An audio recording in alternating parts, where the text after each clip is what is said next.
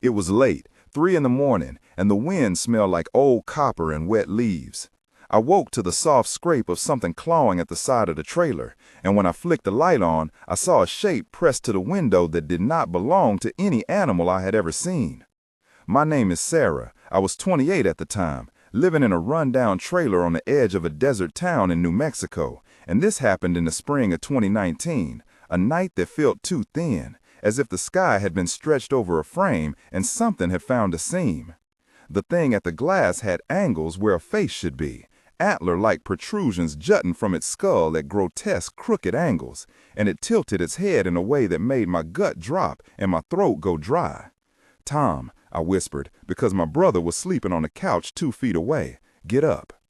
He rolled over, the skin under his eyes hollow, and he saw it too. He did not speak for a long time. Then he said, "Is that one of those Skinwalker stories?" And I could hear the way his voice broke where fear wanted to climb in.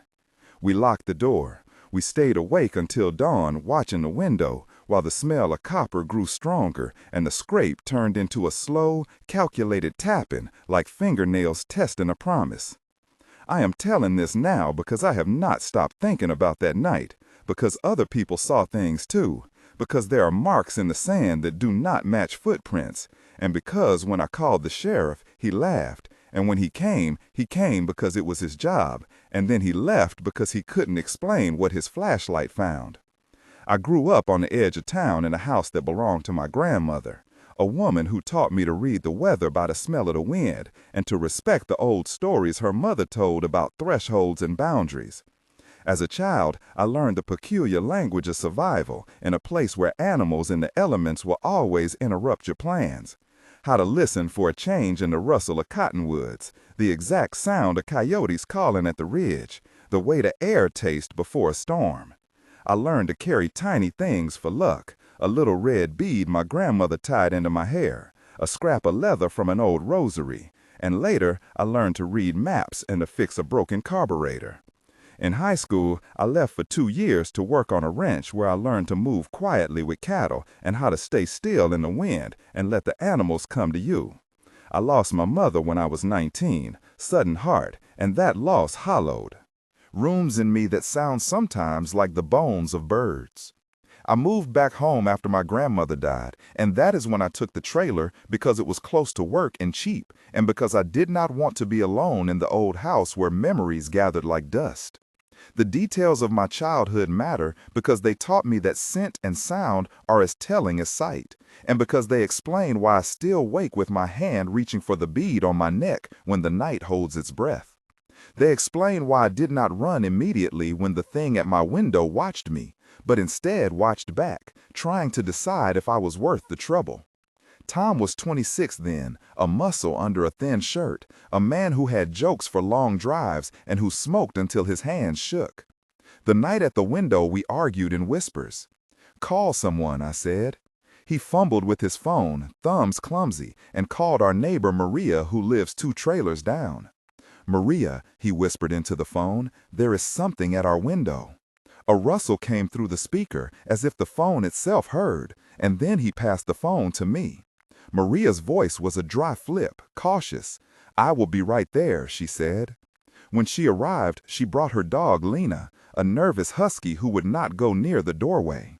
Maria looked at the window and then at us and did the old woman thing of folding her hands in front of her chest without a word. "It was here last week," she said finally. "It looked through my back door at midnight. I thought it was a coyote, but its eyes were wrong." Her neighbor Omar came with her, and though he is a quiet mechanic, he said, "I have seen tracks like that out by the arroyo, like hooves but not, like someone walking on the sides of their feet." Their faces made me want to believe them, because you can tell when someone has lied about their fear. There is a tightness around the mouth that cannot be faked. I will name the people who were there because names matter.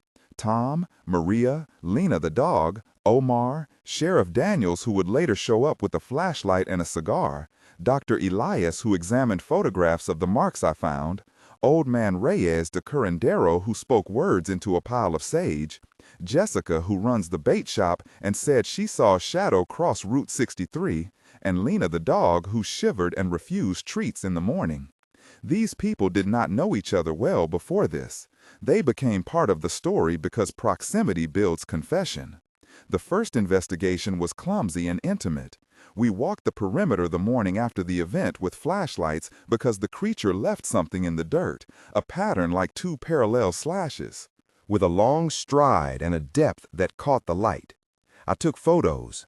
The camera captured the texture of the soil and a smear that looked like dried sap but smelled metallic. I texted the pictures to Dr. Elias, a county pathologist I had once met at a funeral. He called back, his voice carrying the medical habit of accurate skepticism. "Send me the originals," he demanded. I did. He replied that the indentations were not consistent with deer or cattle, that the spacing resembled a human gait thrown off, and that the edges of the depressions had tiny gouges, as if something with claws had pushed sideways. He cautioned us to preserve the scene, and so we laid down tape, which felt absurd and heroic at the same time. Procedure description for evidence collection by sheriff deputies who later came to the site. The area was cordoned with orange mesh. Photographs were taken from multiple angles with scale markers. Soil samples were scraped into sterile containers and logged, and the impressions were cast in dental stone to preserve their exact contours for analysis.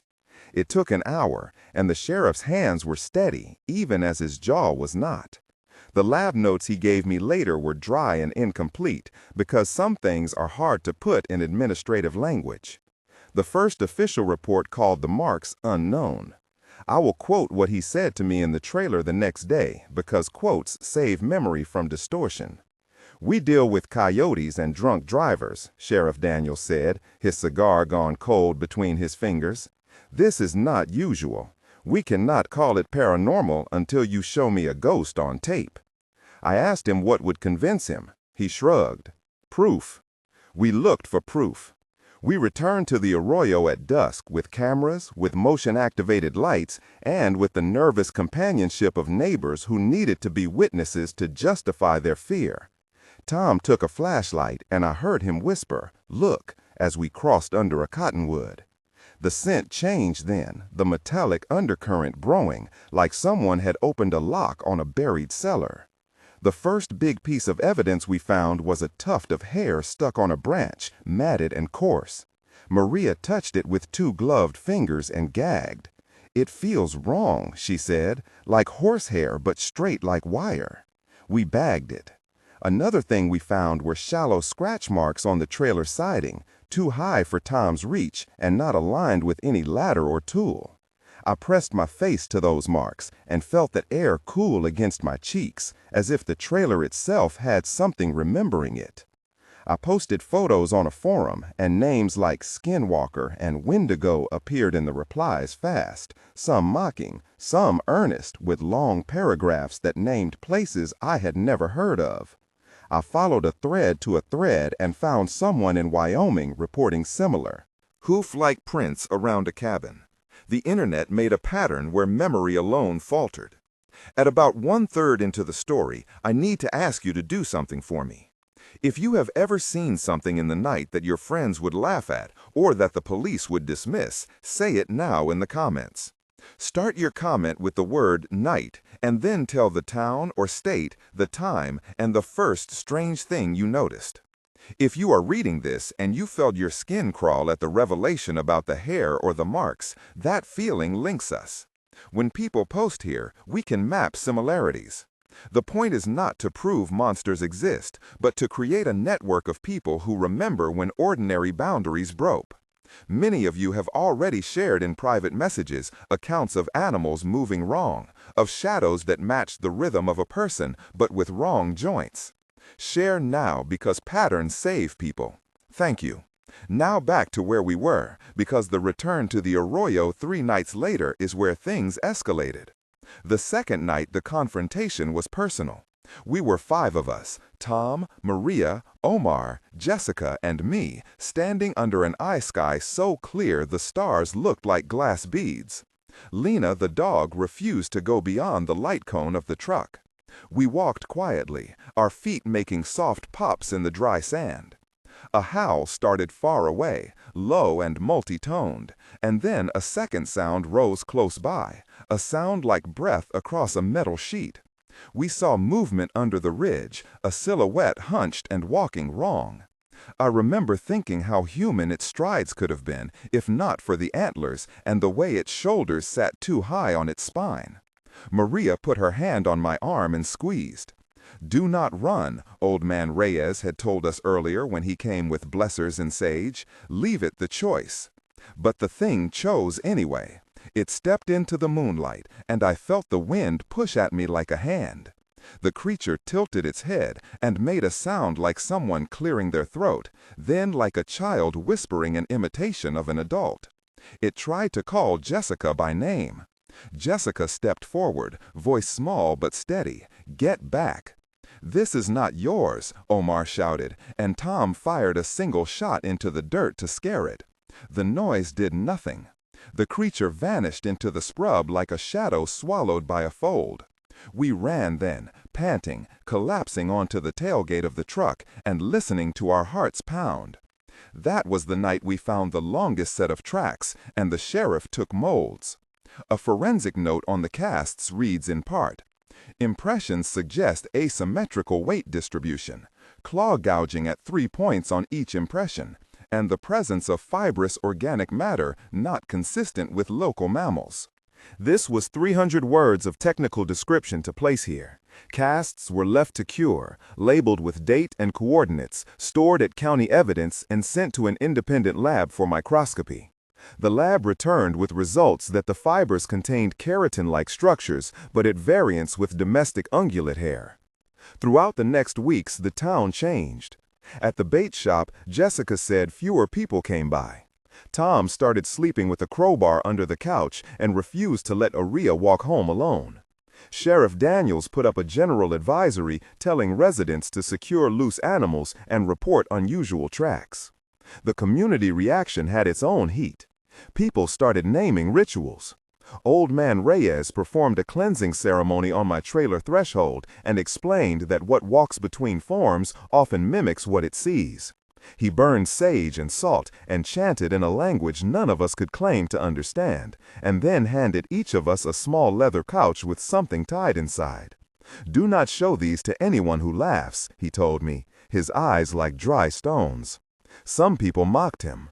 Jessica left town for 2 nights and returned with a cross and a Bible. She said not to ridicule her fear. My neighbor Lena started leaving out small dishes of corn and milk at the edge of her yard.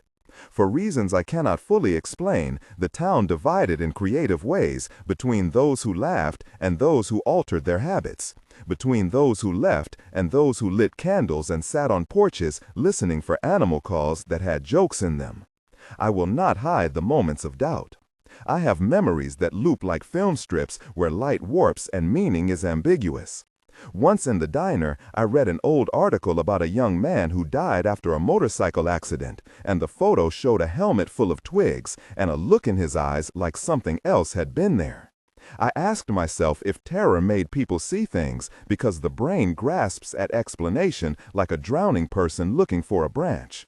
I could not abandon the experience to the easy explanation. There were 3 flashbacks I keep returning to because they feel like anchors. The first flashback is to a summer when I was 7, and my brother and I chased a stray goat across a field and found a circle of stones, black as if used to burn, and my grandmother told us never to step in the center. We did anyway. The goat bleated like a small thing possessed and ran in a way that made my 7-year-old stomach coil. Years later, I thought about that circle and the way the goat moved and how small superstitions gather in a place until they matter. The second flashback is to the funeral of my mother, standing outside as people whispered, and the wind smelled like the copper of coin my mother kept in her drawer. I cried then with a kind of emptiness that taught me to listen for other voices.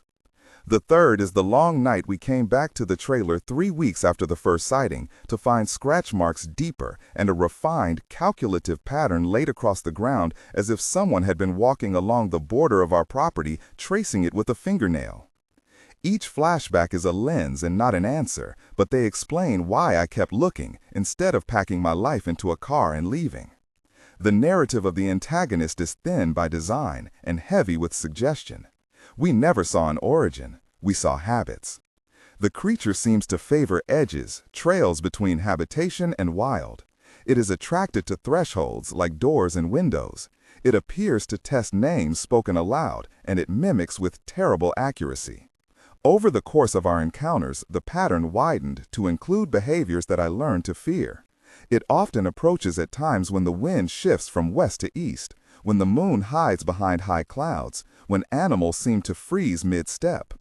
In conversation with Dr. Elias, he suggested the antagonist might be an opportunistic mimicry phenomenon, perhaps an animal affected by a neurotoxin or a parasite altering gait and behavior. In conversation with Old Man Reyes, the explanation was ritual and respect, an entity bound to old wrongs and released by the loss of a family line. In the nights when it crept close enough to scratch the siding, the antagonist was neither wholly bestial nor Holy Spirit, a hybrid that exploited the shape of what we feared. There were moments of high tension that I will describe slowly. One such moment occurred when Jessica walked to her car at dusk and the creature imitated the sound of her apartment door closing. She froze and the world shrank to the size of her breath. "I heard my mother call my name," she told me later. Her voice caught. She said it used my name. She put her keys between her knuckles and ran. Another tense moment was when Tom, trying to be brave, left a trail of scent to lure it away from the trailer and instead found its breath warm on the back of his neck 2 minutes later.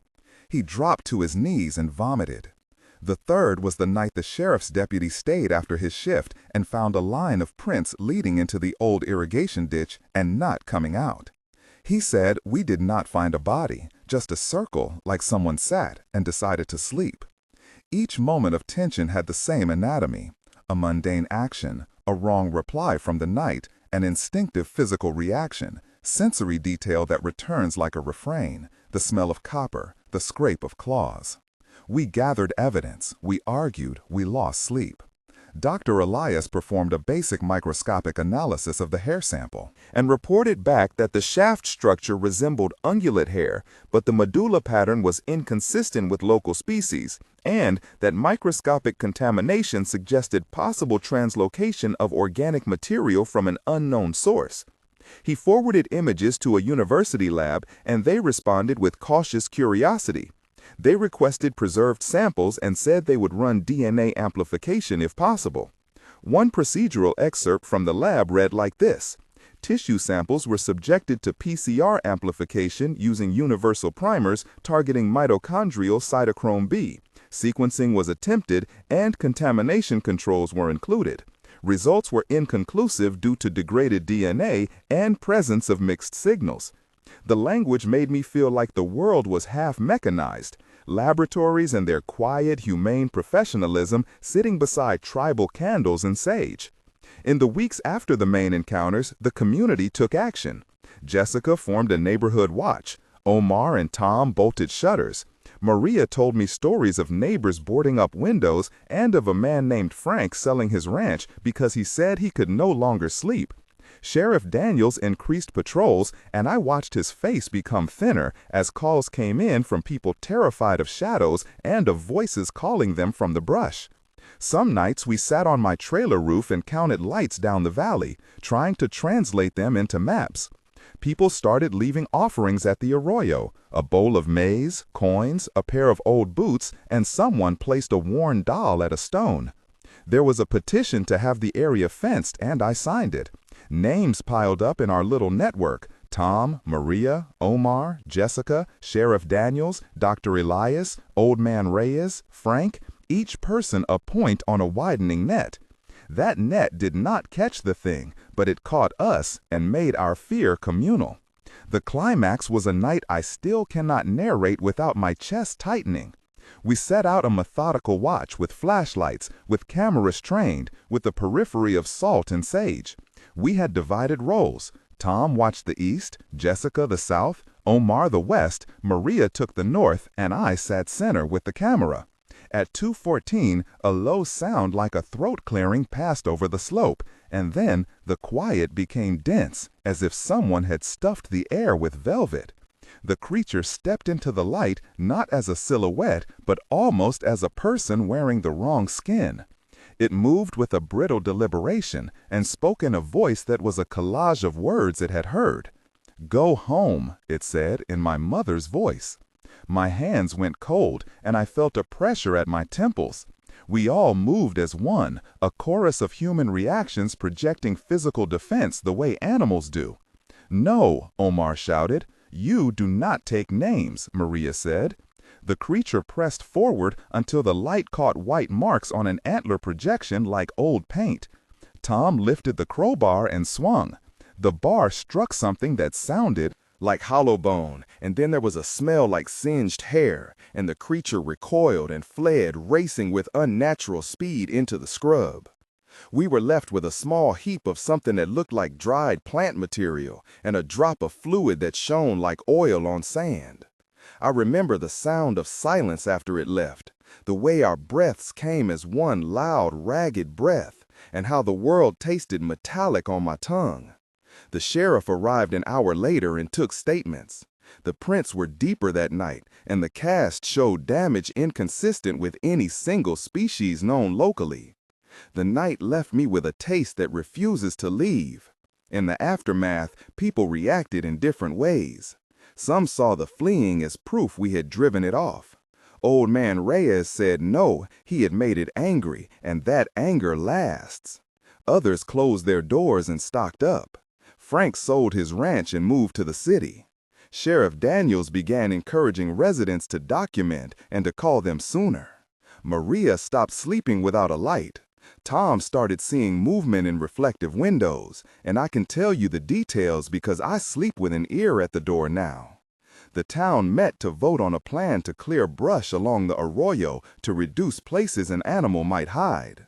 Some people called it precaution, others called it superstition. Each act was both meaningless and necessary. Months passed. 1 month later, I checked the arroyo and found one small, fresh imprint near the place where it had tested the border. The air there smelled faintly of iron, and the hair sample had been partly replaced by new fragments. Things had changed, but not ended. 1 month later, old man Reyes told me to keep the chanting cloth and to carry it. He said, "It watches from the edge of the world. Do not let the edge become inside." I remember this month as a brittle quiet, when children were kept inside and the sky felt heavy. 3 months after the main event, a man in Wyoming posted a photo of a broken fence with prints similar to ours, and I reached out. He described a camel-like sense of wrong stepping over his property, and he mentioned a rhythm in the night that matched our memory of tapping. We compared notes like two strangers trying to fit the same puzzle together. People in the town reported fewer sightings, perhaps because the thing had moved, or because we had become less likely to see it. 6 months after the incident, Tom left town, claiming the memories made him skin crawl, and he could not sleep with the idea of something looking for him by the window. Maria painted the trailer windows with heavy curtains, and Jessica began volunteering at the animal shelter. I continued to collect images and to compare them with accounts from far away. The epilogue of 6 months reads, "Like a ledger of small losses and tiny, stubborn preservation acts. We returned to the arroyo each few weeks and left offerings sometimes as irony and sometimes as reverence. There are still questions. Did we capture DNA? The sample was degraded, mixed, and inconclusive. Did any authority offer a public explanation? No clear one. Did the labs find a known species? Not with certainty. Did old man Reyes help or worsen things? His rituals felt like small shields that gave comfort more than clarity. Do I believe in an explanation that is wholly scientific or wholly spiritual? No. I cannot force clean taxonomy onto what acted like both. The ambiguity is part of the story and part of the torment. If you watch this and felt your skin prickle or remembered a scraping sound in your own night, write night and then your place and the first thing you saw in the comments. Sharing helps make patterns, and patterns save people.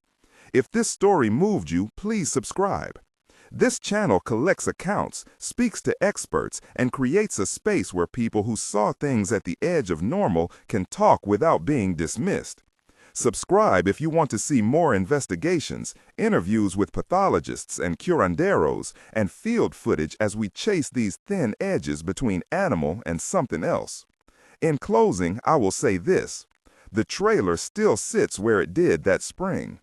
Sometimes at night when the wind comes in from the arroyo, the trailer smells for a moment like metal and wet leaves, and I feel a pressure under my skin like someone counting heartbeats. I keep the leather pouch Reyes gave me in my pocket when I go to sleep, and sometimes I wake with my hand over it. The town carries a memory like a stone in its shoe that does not stop you from walking, but becomes part of how you walk.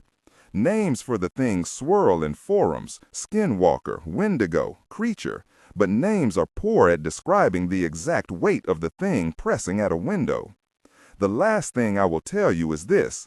Some nights the air will change and you will feel the smallest of hairs on your arm rise, and you will think it is only imagination. Do not dismiss that tiny rising as nothing.